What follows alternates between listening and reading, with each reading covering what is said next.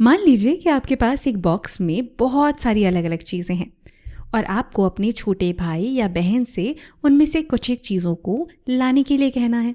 तो अब ज़रा सोचिए कि आप वो चीज़ें कैसे मंगवाएंगे।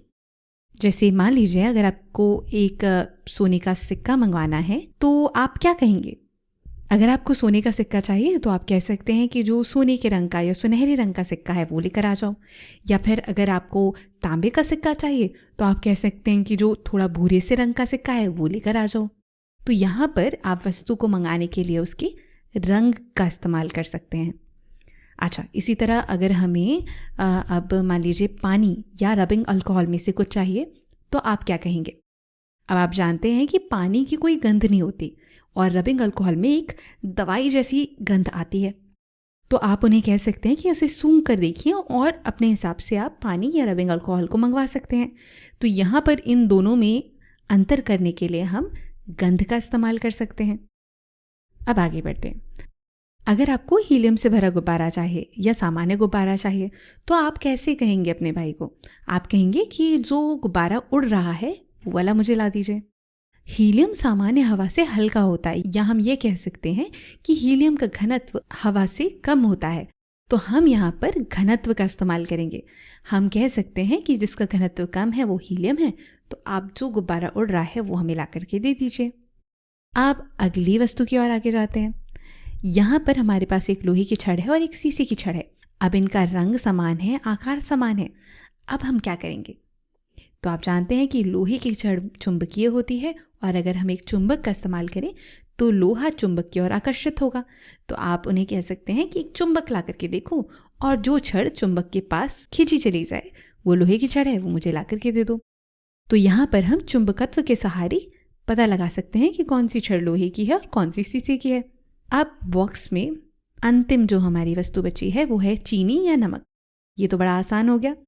आप अपने भाई या बहन को कह सकते हैं कि उसका स्वाद चख के देखो और चीनी और नमक को यहाँ पर आप अलग अलग कर सकते हैं और आप उनसे चीनी या नमक में से जो भी आप चाहते हैं वो मंगवा सकते हैं उसके स्वाद के आधार पर।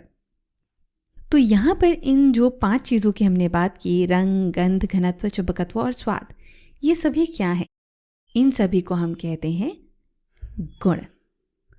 गुण ऐसी विशेषताएं होती हैं जो किसी पदार्थ की पहचान करने में हमारी मदद करती हैं। और यहाँ जिन गुणों की हमने बात की यानी कि रंग, गंध, घनत्व, चुंबकत्व और स्वाद, ये सभी भौतिक गुण होते हैं। अब भौतिक गुण क्या होते हैं। भौतिक गुण ऐसी विशेषताएं होती हैं जिन्हें पदार्थ की संरचना में परिवर्तन किए बिना हम देख सकते हैं और माप भी सकते हैं। यानी कि इन गुणों को देखने के लिए या इनका मापन करने के लिए हमें पदार्थ की संरचना में कोई भी परिवर्तन करने की आवश्यकता नहीं होती। इसके अलावा ऐसे गुण भी होते हैं जिन्हें अगर हम देखना चाहें या मापना चाहें तो पदार्थ की संरचना में परिवर्तन हो जाता है और ऐसे गुणों को हम रासायनिक गुण कहते हैं। पर उनके बारे में हम अगले वीडियोस में बात करेंगे। इस वीडियो में हम भौतिक गुणों के बारे में ही चर्चा करने वाले हैं। आपको ध्यान होगा हमने बॉक्स में जो चीज़ें देखी थी जैसे कि सोने का सिक्का या तांबे का सिक्का, इसके जो गुण हैं, रंग, इसको देखने के लिए हमें सोने के सिक्के को बदलना नहीं पड़ रहा। सोने का सिक्का सोने का ही है, तांबे का सिक्का तांबे का ही है ना। उसकी संरचना में कोई बदलाव नहीं हो रहा। इसी तरह हमने जब पानी या रबिंग अल्कोहल की बात की तो इसकी गंध लेने के लिए इसमें हमें कोई बदलाव नहीं करना पड़ा। तो हमने यहाँ पर जाना कि ऐसी विशेषताएं जिन्हें पदार्थ की संरचना में परिवर्तन किए बिना हम देख सकते हैं या माप सकते हैं, वो सभी विशेषताएं, वो सभी गुण भौतिक गुण कहलाते हैं। अब चलिए एक उदाहरण देख लेते हैं। ये एक लोहे का टुकड़ा है। इसके कुछ भौतिक गुण होंगे जैसे इसका एक रंग है, स्लेटी या ग्रे कलर का इसका रंग है।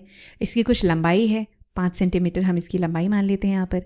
इसका कुछ घनत्व होगा तो यहाँ इसका घनत्व है 7.87 ग्राम प्रति घन सेंटीमीटर। इसका कुछ आयतन होगा या वॉल्यूम होगी तो इसका आयतन है 24.5 ग्राम प्रति घन सेंटीमीटर। यहाँ पर इसका कुछ द्रव्यमान यानी कि मास भी होगा तो यहाँ पर इसका मास है 193 ग्राम और ये लोहा है इसलिए इसमें चुंबकत्व भी होगा। तो ये सभी गुण हैं लोहे के।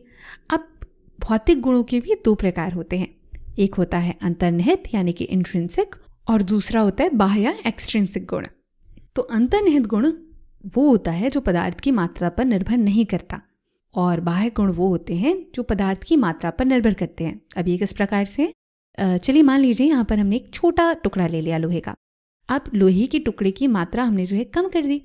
अब जो गुण अभी भी समान रहेंगे वो गुण अंतर्निहित कहलाएंगे और जो गुण बदल जाएंगे वो गुण बाह्य कहलाएंगे। तो हम इन गुणों को देखते हैं। तो लोहे का टुकड़ा जो है वो चूंकि चुंबकीय ही रहेगा तो चुंबकत्व एक अंतर्निहित गुण हुआ या इंट्रिंसिक गुण हुआ। और घनत्व की बात करें तो घनत्व भी समान ही रहेगा, तो ये भी एक अंतर्निहित गुण हुआ। और रंग तो देखिए दोनों का समान ही है, ग्रे ही रहा, तो रंग भी एक अंतर्निहित गुण हुआ। अब हम अगर आयतन की बात करें तो यहाँ पर बड़ा टुकड़ा जो है वो ज़्यादा स्पेस, ज़्यादा जगह घेर रहा है तो आयतन ज़्यादा है, और छोटा टुकड़ा कम स्पेस, कम जगह घेर रहा है तो आयतन कम है। इसका मतलब ये है कि मात्रा कम करने से आयतन बदल जाता है, यानी कि आयतन एक बाह्य गुण है। लंबाई भी देख लीजिए आप, बड़ा टुकड़ा लंबा है और छोटा टुकड़ा कम लंबा है, तो लंबाई भी एक बाह्य या एक्सट्रिंसिक गुण है। और यहाँ पर द्रव्यमान दोनों का अलग अलग है, इसलिए द्रव्यमान भी एक एक्सट्रिंसिक गुण है।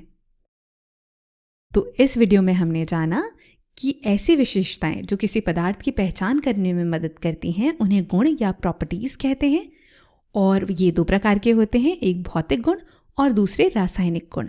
भौतिक गुण वो होते हैं जिन्हें पदार्थ की संरचना में परिवर्तन किए बिना हम देख सकते हैं या माप सकते हैं। ये दो प्रकार के होते हैं, अंतर्निहित यानी कि जो पदार्थ की मात्रा पर निर्भर नहीं करते, और बाह्य जो कि पदार्थ की मात्रा पर निर्भर करते हैं।